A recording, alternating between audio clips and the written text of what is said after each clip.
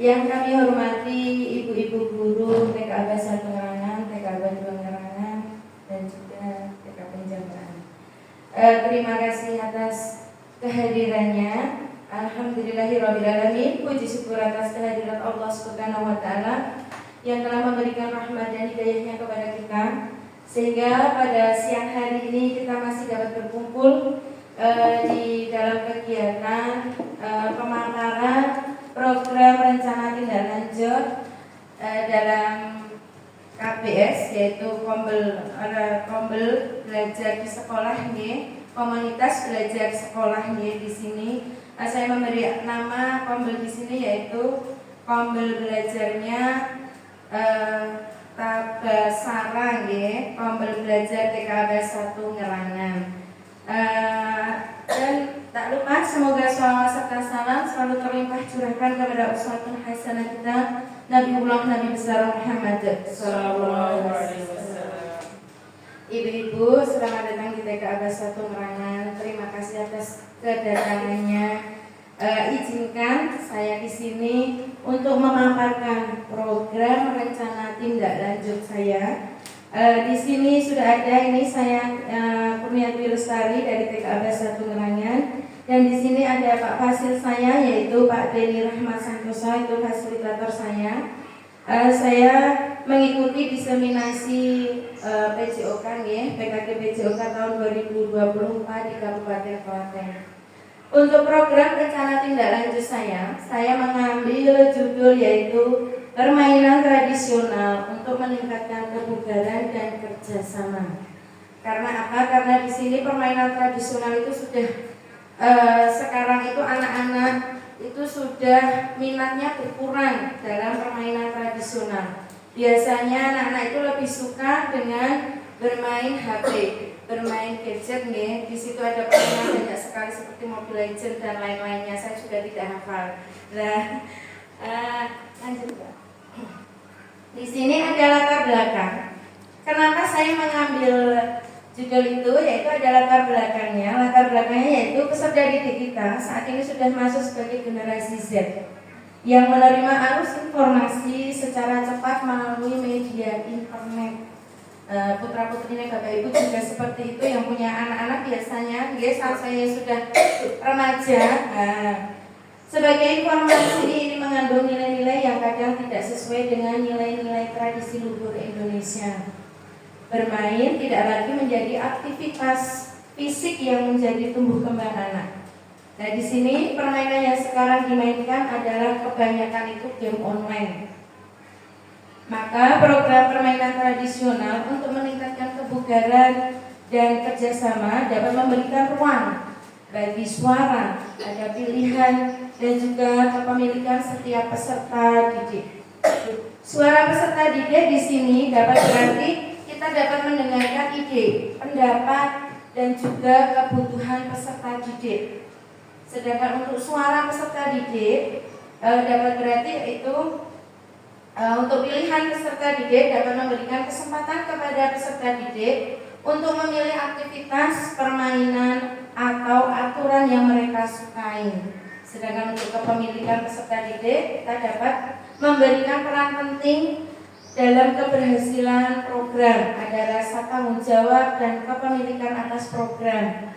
Kondisi yang telah ada tidak hanya untuk mencapai tujuan program dengan meningkatkan kesehatan fisik dan mental peserta didik, tetapi juga memberikan pengalaman belajar yang bermakna dan menyenangkan.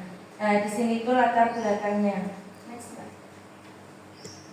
Untuk selanjutnya yaitu tujuan program. Kenapa saya membuat program ini? Nah, itu ada tujuannya.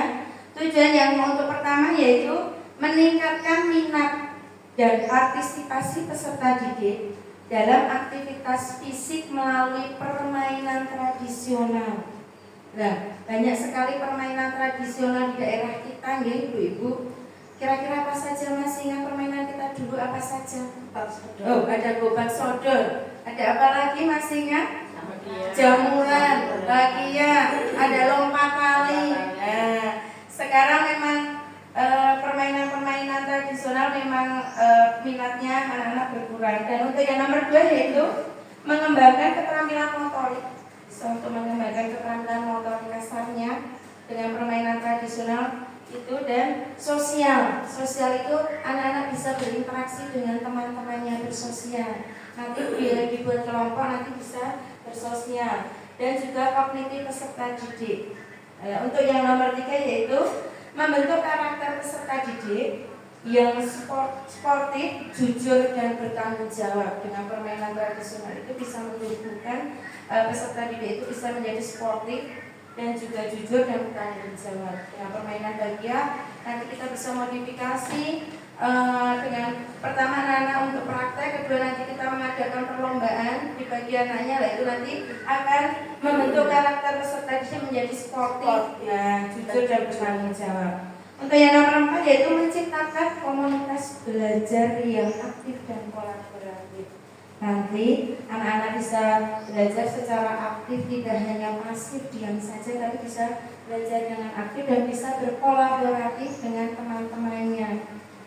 Dan juga bisa bekerja sama, karena kalau untuk permainan bahagia itu membutuhkan kekompakan kerjasama dalam hal berjalan. Kalau nanti yang satu kaki kanan, yang satu kaki kiri nanti tidak akan bisa berjalan. Jadi membutuhkan kekompakan dan kerjasama.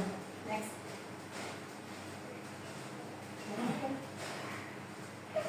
Untuk yang selanjutnya yaitu ada capaian, ada langkah-langkah dan hasil yang diharapkan untuk tiap tujuan. Untuk yang pertama tadi yaitu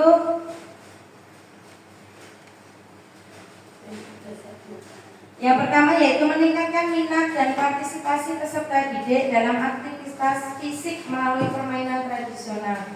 Ini untuk capaiannya.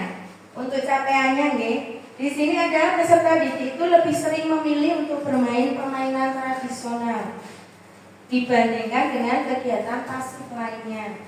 Untuk yang kedua yaitu peningkatan partisipasi dalam kegiatan fisik yang terstruktur berbasis permainan tradisional. Sedangkan untuk langkahnya yaitu ada sosialisasi, kita mengadakan kegiatan sosialisasi tentang berbagai jenis permainan tradisional, biar anak-anak itu tahu permainan tradisional itu apa saja dan juga manfaatnya apa dan cara memainkannya. Kita saja kadang lupa cara memainkannya, Bu Basodor itu seperti apa. Makanya biar permainan tradisional ini tidak punah, maka kita muri-muri budaya permainan tradisional ini biar anak-anak besok itu juga tidak melupakan permainan tradisional. Ya.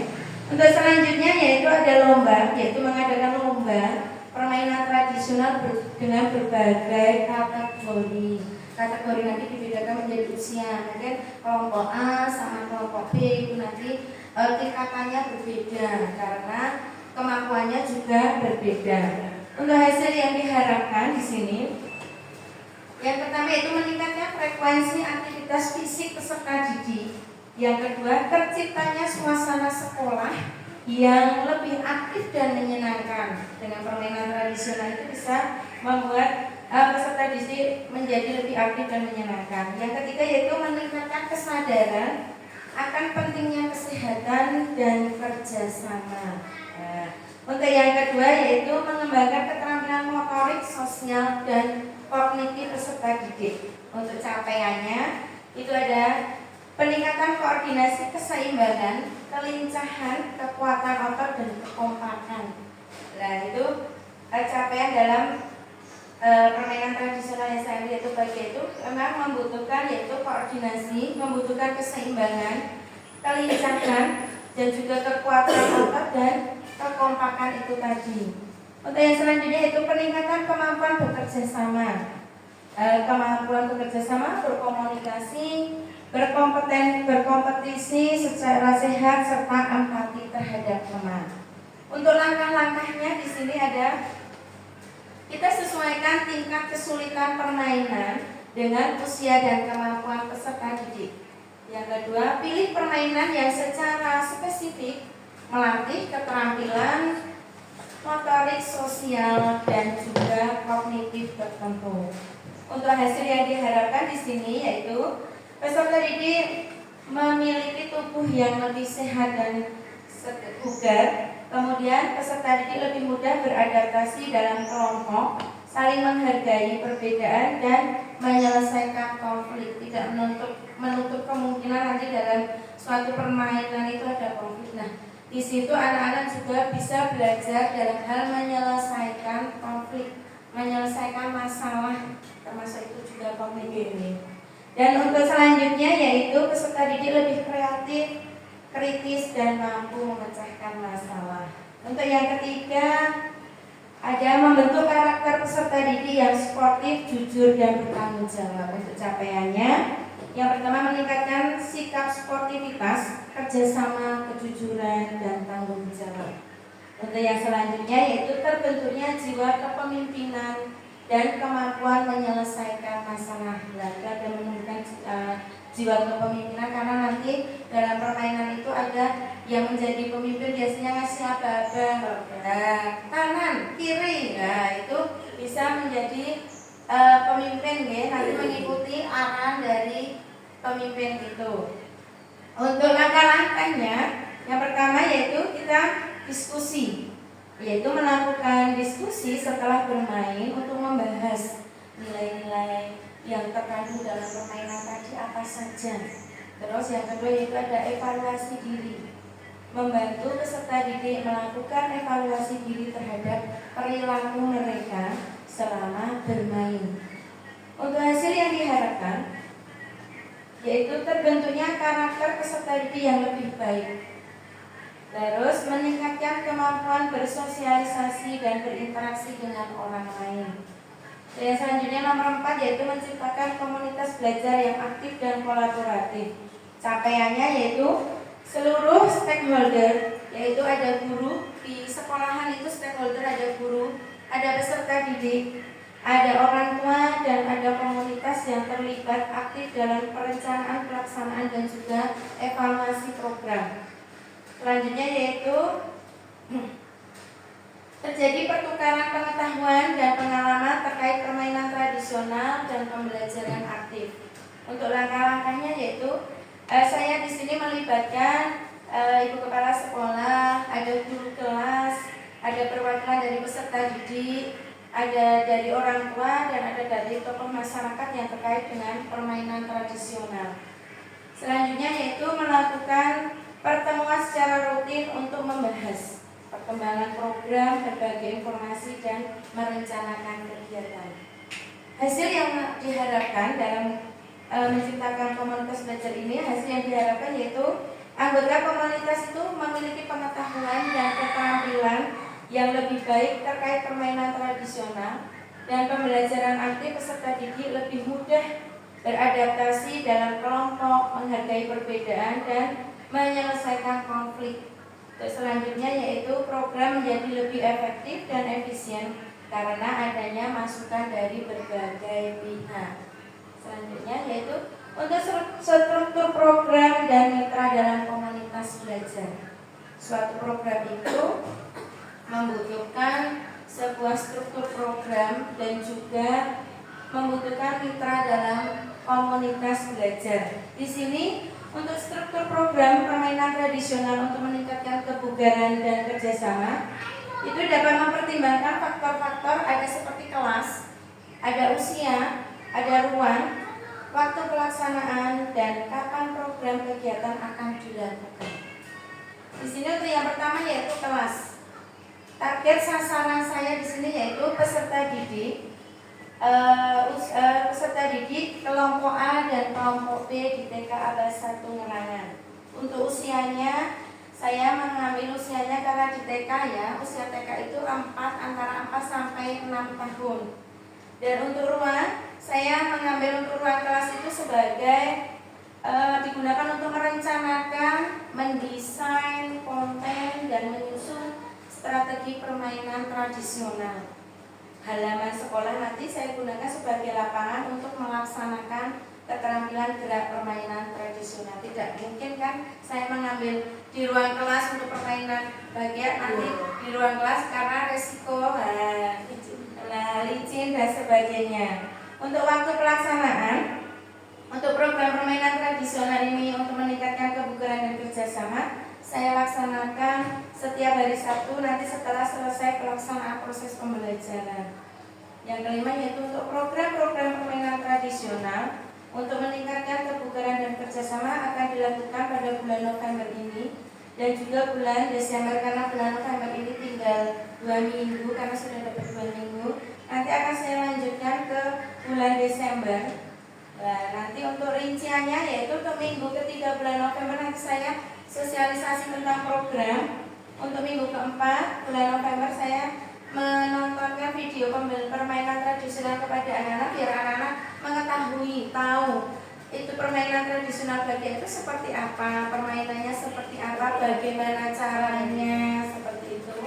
Dan untuk minggu pertama bulan Desember nanti peserta didik akan menganalisis permainan tradisional. Dari mereka melihat video tadi, anak-anak nanti bisa belajar menganalisis tentang permainan bagian itu. Okay. Dan untuk minggu kedua bulan Desember itu saya akan melakukan refleksi dan umpan balik. Bulan Desember minggu ketiga pelaksanaan kegiatan program permainan tradisional untuk meningkatkan kebugaran dan kerjasama. Selanjutnya yaitu untuk mitra dalam komunitas belajar program permainan tradisional untuk meningkatkan kebugaran dan kerjasama untuk melakukan kolaborasi secara bersama-sama karena dalam melaksanakan program kita membutuhkan mitra ya. Yang pertama yaitu ada saya sendiri yaitu Purniati Lestari SPDAU untuk guru kelas sekaligus guru PCOK menjadi inisiator utama dan memulai program membentuk tim kerja yang terdiri dari kepala sekolah, guru, peserta didik, orang tua untuk bersama-sama melaksanakan program penyiapan rubrik penilaian serta melakukan sosialisasi program kepada seluruh warga sekolah dan komunitas sekolah. Untuk yang kedua yaitu saya dibantu dengan Ibu Debbie Purnamasari SPD. Beliau adalah guru kelas B. Nanti Bu Debbie akan membantu saya dalam mengembangkan materi aktivitas program permainan tradisional untuk meningkatkan kebugaran dan kerjasama, yaitu mempersiapkan penugasan presentasi berupa PPT dengan bahasa yang baik dan benar serta menyiapkan rubrik penilaian. Nanti akan dibantu sama Ibu Debbie Purnamasari. Untuk yang ketiga yaitu ada Ibu Silvi Widyarahmi. Ibu Silvi Widyarahmi ini guru kelas kelompok A. Nanti akan membantu saya membuat video tutorial yang menunjukkan cara bermain permainan tradisional tadi, yaitu bagian cara bermainnya, terus peraturan permainannya dan manfaat permainan tradisional secara detail dan menarik. Karena dengan dikemas secara menarik itu nanti anak-anak akan menjadi tertarik. Kalau nanti cuma monoton, anak-anak biasanya akan merasa bosan juga. Seperti itu. Serta nanti Bu Silvi juga akan membantu membina peserta didik untuk membuat konten permainan tradisional yang menarik dan menyiapkan juga rubrik penilaian. Selanjutnya yaitu untuk pernyataan tentang kapasitas yang dimiliki salah satu sekolah. Untuk kapasitas sumber daya, kita itu mempunyai sumber daya di lingkungan kita itu banyak. Ya, di sini untuk kapasitas sumber daya yaitu yang pertama yaitu sumber daya manusia. Sumber daya manusia itu biasanya yang paling utama untuk melaksanakan suatu kegiatan atau program. Di sini saya melibatkan seluruh guru yang terlibat, yaitu ada peserta didik kelas kelompok A dan B, semua guru dan serta tingkat dukungan orang tua terhadap program. Yang kedua yaitu ada sumber daya fisik. Di sini ada ketersediaan ruang kelas, halaman yang cukup luas dan aman, juga ketersediaan peralatan permainan tradisional dan ketersediaan wifi yang cukup untuk memadai untuk mengakses media online untuk nanti kita menampilkan permainan tradisional itu kepada anak-anak. Untuk yang ketiga yaitu ada sumber daya keuangan. Kita juga membutuhkan sumber daya keuangan ya ibu-ibu. Kita membutuhkan, itu juga utama manusia. Itu juga utama nih. Itu kita bisa melihat juga dari BOSP atau BOP, karena TK kan BOSP ya. Kalau SD SMP biasanya BOS. Juga karena kita sekolah swasta, TK itu sekolah swasta, jadi bisa menganggarkan dari SPP Kalau negeri kan biasanya tidak boleh menganggarkan SPP karena kita swasta, bisa dari SPP dari anggaran sekolah, juga dari anggaran dari ditambah dari yayasan. Untuk implementasi sumber daya aset based thinking, yaitu yang pertama meningkatkan partisipasi. Biar partisipasi itu meningkat, kita bisa melibatkan semua pihak. Ada partisipasi dalam program biar lebih tinggi. Untuk yang kedua yaitu meningkatkan efektivitas program. Di sini program akan lebih relevan dan sesuai dengan kebutuhan serta minat masyarakat. Yang ketiga yaitu meningkatkan keberlanjutan. Program ini akan lebih berkelanjutan karena didasarkan pada kekuatan dan potensi yang sudah ada di sekitar kita. Untuk yang keempat yaitu memperkuat jaringan sosial, membangun hubungan yang lebih kuat antara sekolah dan komunitas. Nah, itu tadi pernyataan tentang kapasitas yang dimiliki. Untuk yang selanjutnya yaitu ada rencana evaluasi dan teknik pengumpulan data. Jadi program itu nanti ada rencana evaluasi, suatu program itu nanti setelah berjalan kita akan melakukan evaluasi dan juga pengumpulan data. Yang pertama yaitu rencana evaluasi. Di sini untuk peserta didik kita mengambil sampel dulu. Sebaiknya diambil sampel secara acak dari seluruh peserta didik yang mengikuti program. Kemudian jika jumlah peserta didik banyak, bisa dilakukan stratifikasi berdasarkan kelas atau kelompok usia. Cara pemilihannya, satu bisa acak secara sederhana, yaitu setiap peserta didik memiliki peluang yang sama untuk terpilih. Jadi kita tidak membedakan nih untuk peserta didik laki-laki dan perempuan, tidak membedakan. Jadi kita memberikan peluang yang sama antara laki-laki dan perempuan. Untuk yang kedua yaitu stratifikasi, yaitu membagi peserta didik menjadi beberapa strata. Misal kelas kelompok A dan kelas kelompok B nanti kita sesuaikan lalu mengambil sampel dari setiap strata. Untuk yang selanjutnya yaitu staf guru. Di sini kita nanti akan sampel yaitu seluruh guru yang terlibat dalam program. Cara pemilihannya yaitu semua guru yang terlibat secara langsung dalam perencanaan dan pelaksanaan program, nanti kita wawancarai. Untuk selanjutnya yaitu anggota komunitas belajar, yaitu sampelnya nanti bisa dari orang tua peserta didik, perwakilan dari komunitas, dan juga pihak lain yang terlibat, peserta masyarakat dan lain-lain.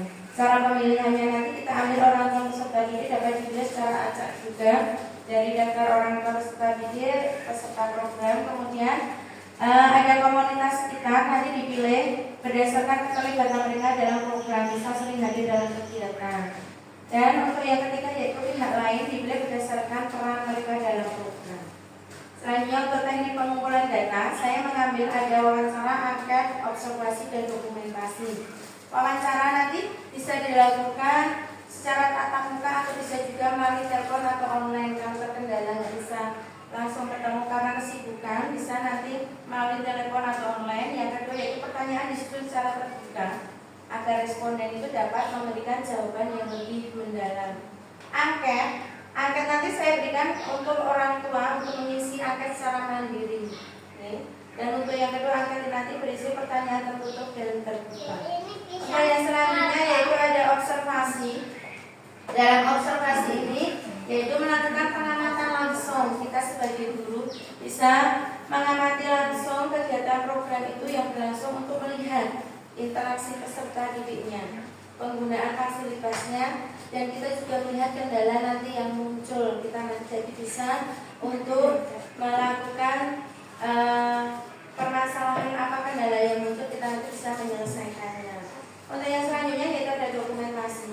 Dokumentasi ini mengumpulkan dokumen-dokumen terkait program seperti laporan kegiatan, foto, dan juga video. Itu yang kita butuhkan. Next.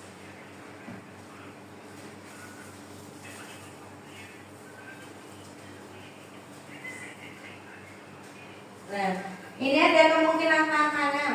Sebuah program itu pasti ada tantangannya. Nah, di sini kemungkinan tantangannya ada yang pertama yaitu kurangnya minat peserta didik. Ada tantangan yaitu peserta didik itu lebih tertarik dengan pada permainan modern atau gadget. Banyak nih, murid ibu juga sama karena di rumah, kemungkinan di rumah juga orang tua itu membiasakan anak yang penting anakku menang, tak kasih HP, biar bermain. Nah, seperti itulah. Makanya untuk meminimalisir itu nanti kita bisa mengenalkan permainan tradisional. Untuk solusinya yaitu yang pertama kreativitas. Kita membuat permainan tradisional itu menjadi lebih menarik dengan memodifikasi atau mengkombinasi dengan elemen modern, jadi dengan mengadakan perlombaan atau dengan apa biar nanti anak-anak juga tertarik. Yang kedua yaitu kompetisi, yaitu bisa lah itu mengadakan kompetisi atau mengadakan lomba atau turnamen permainan tradisional dengan mungkin dikasih hadiah menarik atau ya mungkin secara sederhana atau kita dengan memberikan pujian motivasi kepada anak aja, kemungkinan anak sudah senang ya ibu, atau kita buatkan stiker gitu nanti dikasihkan anak juga, itu bisa membuat motivasi anak, membuat anak menyenangkan ya. Yang kedua yaitu kurangnya peralatan permainan. Nah di sini ini kurangnya peralatan permainan itu tantangan yang paling sulit nih. Karena apa? Sulit mendapatkan peralatan permainan tradisional yang lengkap dan dalam kondisi yang baik, karena sudah biasanya sudah ke modern. Baiklah, untuk peralatan tradisional biasanya kita mencari juga kesulitan, enggak di setiap toko itu ada. Nah, ini. Nah, untuk yang solusinya yaitu yang pertama kerajinan tangan. Kita mengajak anak peserta didik nanti untuk membuat peralatan permainan sendiri bisa Bu. Nah, dari bahan-bahan sederhana yang mudah ditemukan, misalnya kertas karton. Kertas karton itu kita nanti buat bagian juga bisa, walaupun nanti tidak tahan lama. Karena tidak kuat. Nah, itu nanti juga bisa untuk praktek ya, kertas karton yang tebal, atau kita mencari kayu-kayu yang ada di sekitar kita, ataupun bisa menggunakan plastik juga bisa ya, atau plastik atom itu loh ya. Nah, untuk yang kedua yaitu kerjasama dengan komunitas. Kita melibatkan komunitas lokal untuk membantu menyediakan peralatan dan membuat peralatan secara bersama-sama, seperti komunitas kita ini, Pombel ini, komunitas belajar kita. Dan nanti kita bisa sharing, kita bisa menyediakan bagaimana kita caranya menyediakan alat permainan tradisional, itu bisa sharing. Karena nanti dengan kita sharing kita akan mendapatkan masukan-masukan, ide-ide yang cemerlang ya.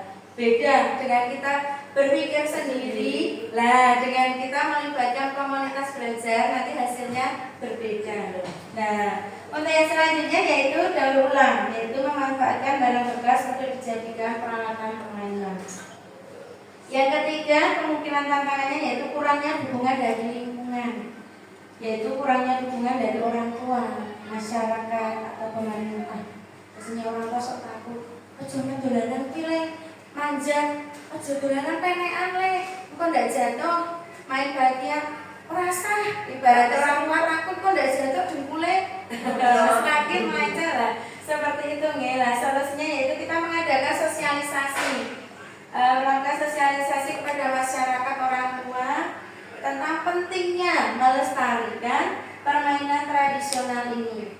Dan juga kemitraan menjadi kerjasama dengan lembaga pemerintah atau komunitas untuk mendapatkan dukungan. Jadi kita bisa memberikan sosialisasi kepada orang tua dan masyarakat tentang pentingnya permainan tradisional untuk melestarikan, untuk manfaatnya itu untuk kebugaran, untuk kekompakan, untuk kerjasama, kekuatan otot kaki, gitu Bu. Karena kalau bagian itu membutuhkan kekuatan otot kaki, ya seperti itu. Untuk yang selanjutnya yaitu media sosial. Kita memanfaatkan media sosial untuk mempromosikan program dan mengajak masyarakat untuk berpartisipasi. Untuk selanjutnya sudah selesai. Terima kasih. Ini tadi ibu-ibu tentang program RTL saya, yaitu rencana tidak lanjut saya, yaitu program yang saya paparkan tadi. Kemungkinan ada masukan atau ide dari ibu-ibu tentang program saya, monggo saya persilahkan. Monggo Bu Kian. Terima kasih waktu yang diberikan saya. Ternyata dunia ini membuka kembali di masa-masa lama kita, di masa-masa dulu ketika kita kecil. Dan setelah diterapkan untuk anak didik kita sungguh luar biasa ya. luar biasa dari permainan tradisional ini tadi ya. Bagus sekali, bisa meningkatkan kesehatan fisik dan mental untuk anak-anak ini dan untuk kebersamaan anak-anak ya. Kerjasama anak-anak, kekompakan anak-anak juga untuk mendidik kita saling ya, saling anak-anak saling kebersamaan itu selalu terikat ya. Jadi tidak orang sakarpe dewe-dewe nggih. Tidak mandiri orang bersendiri-sendiri karena dewe-dewe, tetapi itu untuk melatih kekompakan anak-anak juga. Dan dengan adanya permainan tradisional ini setelah kita amati ya, sungguh luar biasa, bagus. Pokoknya is the best buat dunia ya. Luar biasa ya. Karena ini merupakan mendongkrak kembali dari masa-masa yang lalu, masa yang dulu yang sudah tertinggal, sudah tertindas di era globalisasi ini. Dengan adanya HP, gadget, anak-anak itu bisa nanti kita alihkan untuk kegiatannya, untuk permainannya ke fisik dan untuk mental anak-anak. Itu kan motivasi dari kami dan tambahan dari saya. Ada kurang dan lebihnya mohon maaf. Terima kasih, pokoknya Bunia is the best, luar biasa. Terima kasih. Terima kasih kepada Ibu Sukiyati yang telah memberikan motivasi atau balik tentang program saya. Semoga program saya kedepannya bisa berjalan dengan lancar dan juga bisa berkelanjutan, dan nanti bisa juga dari program saya ini nanti bisa diterapkan ke lembaga yang lain. Nanti bisa nggak harus permainan tradisional, tetapi boleh, yang penting anak-anak bisa memberikan manfaat untuk kegiatan tersebut dan untuk kesehatan juga bisa. Seperti itu. Apakah masih ada yang lain? Sudah tidak ada? Oke, terima kasih kepada ibu-ibu semuanya atas kehadirannya. Terima kasih sudah meluangkan waktunya untuk mengikuti pemaparan saya. Semoga ilmu saya bisa bermanfaat, dan apabila ada kekurangan, saya juga mohon maaf kepada ibu-ibu. Cukup sekian dari saya. Wassalamualaikum